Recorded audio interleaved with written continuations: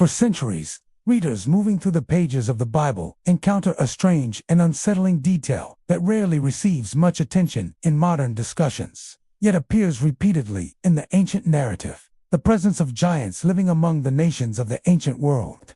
These towering figures are not mentioned only once or twice. They appear across multiple books of the Old Testament, connected to specific lands, specific tribes, and moments when entire communities reacted with fear upon encountering people whose size seemed overwhelming. One of the earliest dramatic descriptions appears in the book of Numbers, when the Israelite spies entered the land of Canaan and returned with a report that has echoed through biblical interpretation for generations. They described the inhabitants of that land as extraordinarily tall, explaining that next to them they felt like grasshoppers in comparison. That statement has fascinated readers for centuries, because it suggests something far more than simply encountering a slightly taller population. The language used in the text conveys shock and intimidation, as though the explorers had witnessed people whose physical presence alone was enough to shake their confidence and reshape their perception of the land they had been sent to observe. The group mentioned in that passage was known as the Anakim. Ancient traditions described them as a clan connected with unusual stature, warriors who occupied fortified cities and whose reputation alone spread fear among surrounding nations. But the Anakim were not the only group described this way. Elsewhere in the Old Testament, another name appears: the Rephaim. This term shows up in multiple passages, sometimes describing a people group and other times used more broadly in ways that have puzzled historians and biblical scholars for centuries. One of the most intriguing references connected to the Rephaim appears in the book of Deuteronomy, where a king named Og of Bashan is introduced. The text provides a detail that immediately raises curiosity. It describes the bed of this king, preserved as a relic, measuring roughly 9 cubits long. When translated into modern measurements, that bed would be more than 13 feet in length. Ancient writers clearly believed this detail mattered enough to record. It was not presented as a metaphor.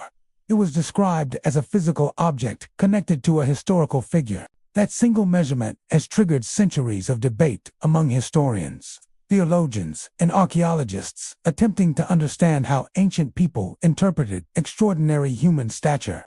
Some scholars believe such descriptions reflected legendary storytelling, a way of magnifying the reputation of powerful warriors. Others suggest that the ancient Near East preserved memories of populations with unusual physical characteristics, amplified over generations through oral tradition. What makes the discussion even more fascinating is that references to unusually tall warriors are not limited to the biblical text alone. Ancient cultures across the Mediterranean and Near East recorded stories about large and powerful figures who lived in earlier ages. Greek mythology spoke of titans. Mesopotamian legends described ancient heroes of enormous strength. Even Roman writers recorded traditions about towering warriors from distant lands. These parallels do not prove that giants existed in the way modern imagination might picture them, but they do reveal something important. Across multiple civilizations, separated by geography and language, stories about unusually large human figures appear again and again. The Bible simply records its own version of those traditions within the context of Israel's history. And unlike mythological epics, the biblical accounts place these figures within specific geographic locations. Cities are named, regions are described, battles are recorded. That grounding in real places makes the conversation even more intriguing, because it raises a quiet but persistent question. Why did ancient writers feel compelled to include these descriptions at all? If giants were purely symbolic, the narrative could easily have portrayed powerful enemies in other ways. Yet the text repeatedly emphasizes their height, their strength, and the psychological impact they had on those who encountered them. For the Israelite spies entering Canaan, the sight of these warriors created immediate fear. Their report to Moses was not simply about military difficulty. It was about intimidation. They believed the land was inhabited by people so formidable that confronting them seemed impossible. And yet, later passages describe battles where these giant clans were eventually defeated and their territories absorbed into the expanding kingdoms of the region, which raises another fascinating detail. By the time later biblical authors recorded these events, the presence of giants had already begun to fade into memory. They were remembered as remnants of an earlier age, an age when the world seemed filled with strange and powerful figures whose presence left deep impressions on the cultures that encountered them. Some traditions suggested these giant clans were survivors of earlier lineages. Others connected them with mysterious origins that scholars still debate today. But regardless of interpretation, one thing remains clear. The biblical text did not treat these references as minor curiosities. It recorded them carefully, it preserved their names, and it linked them to specific moments in the unfolding story of ancient Israel. Which leads to a question many modern readers rarely stop to ask. If giants appear so many times across the biblical narrative, why do so few people today recognize how often they are mentioned? And why do these ancient descriptions still continue to spark curiosity thousands of years after they were first written? As the biblical narrative continues, references to these towering figures do not suddenly disappear after the early accounts of Canaan. Instead, they appear again in moments that suggest ancient writers believed these individuals represented the fading remnants of an earlier and more mysterious age.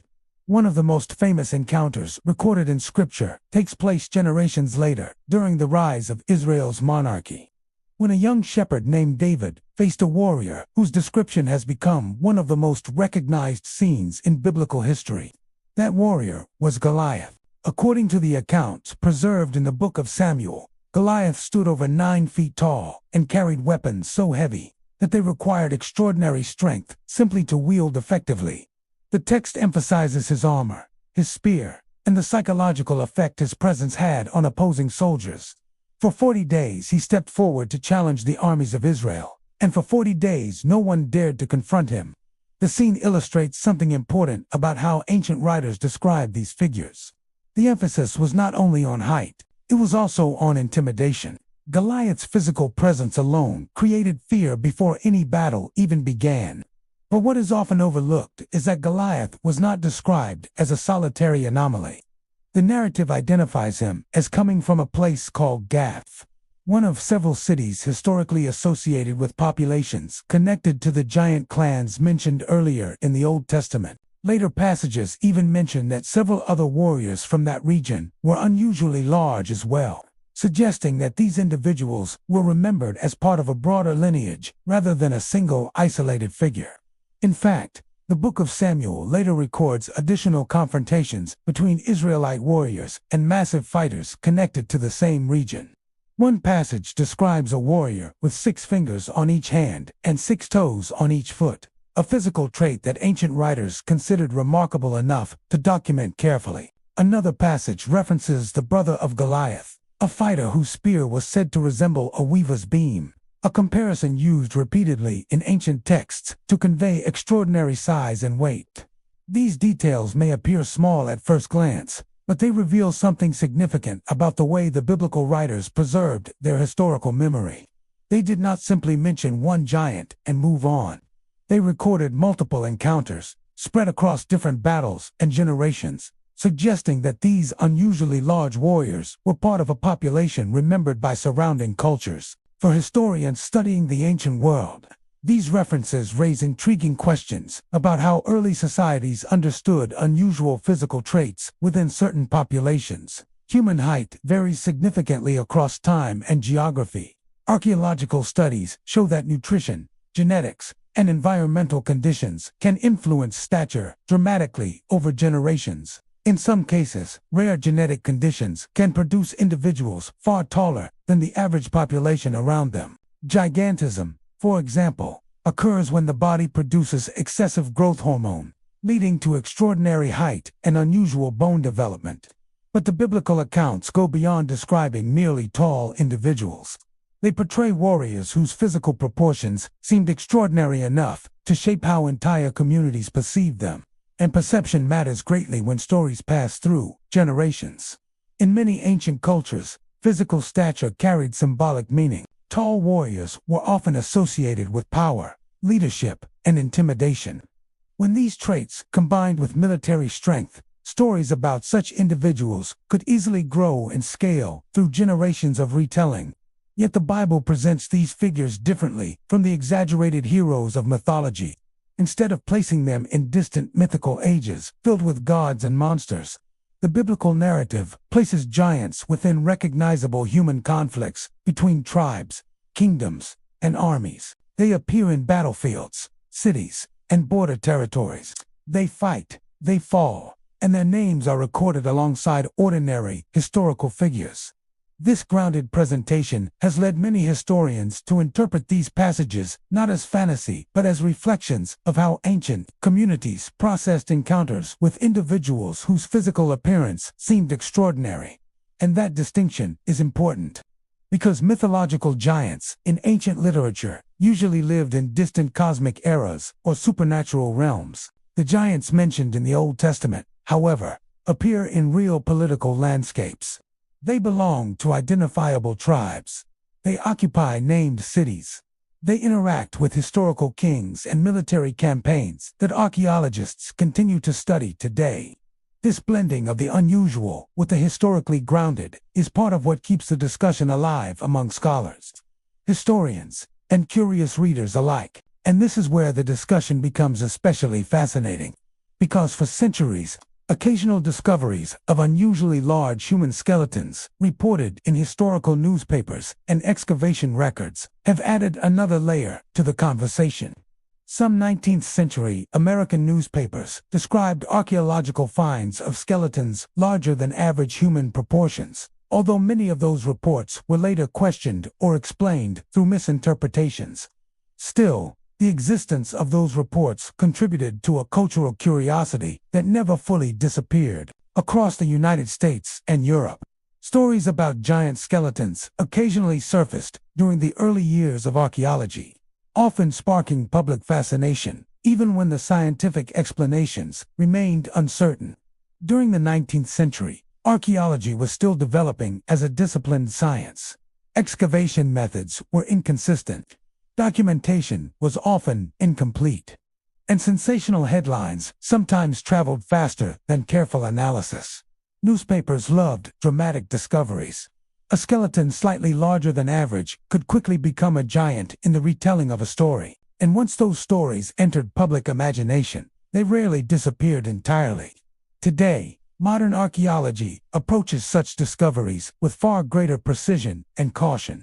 Researchers analyze skeletal remains carefully, understanding that many early claims of gigantic bones were the result of incomplete excavation methods or the misidentification of animal remains. Modern technology allows scientists to examine bone density, growth patterns, and anatomical structure with extraordinary detail. These tools help distinguish between normal human variation, rare medical conditions, and misidentified fossils. Yet even with modern scientific understanding, the historical memory of giant figures remains deeply embedded in human storytelling. Nearly every civilization on Earth preserved some form of tradition about unusually large ancestors or legendary warriors. From the Greek Titans to the Norse Jitner, cultures around the world remembered figures whose size symbolized power and danger. The Bible's descriptions exist within that broader cultural landscape, but they stand out for their historical tone. Instead of mythic battles among gods, the biblical narrative records conflicts between human armies, and the Bible's descriptions continue to stand among the most widely known ancient references to unusually large warriors, which leads to an interesting cultural observation. Despite how frequently giants appear in the Old Testament narrative, many readers today pass over those passages without noticing how consistently they appear. The names Anakim, Rephaim, and others remain unfamiliar to many people who regularly read Scripture. These details are not hidden. They are simply rarely discussed in modern conversation. And perhaps that is why the topic still captures attention whenever it resurfaces. Because when readers look closely at the biblical text, they discover that giants were not presented as isolated curiosities. They were woven into the historical memory of entire regions. They were feared by armies. They were remembered long after their era had passed, and their stories continue to raise questions that ancient writers never fully attempted to answer. What exactly did the people of the ancient Near East witness when they spoke about these towering warriors? Were these descriptions reflections of rare but natural human variations? Or were they echoes of stories that grew larger with every generation that retold them? The biblical narrative does not attempt to resolve those questions directly. Instead, it preserves the accounts as they were remembered by the communities that first recorded them, which is precisely why these passages continue to intrigue readers thousands of years later, because hidden within those brief references is a reminder that the ancient world was filled with mysteries that even the people living in that time struggled to fully understand.